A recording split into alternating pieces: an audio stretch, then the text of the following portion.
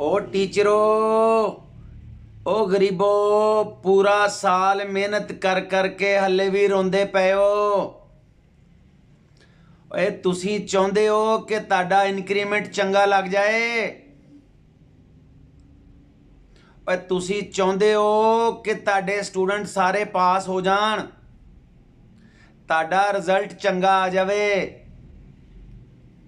ओए तुसी चाहुंदे हो कि तुहाडी क्लास की अटेंडेंस पूरी हो जाए।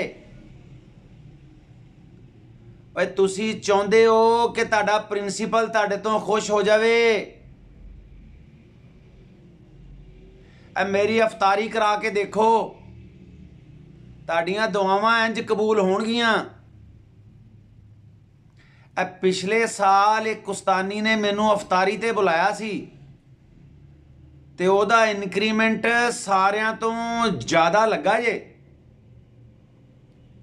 ते नाले ओहदा रिजल्ट ही सारियां तो चंगा आया।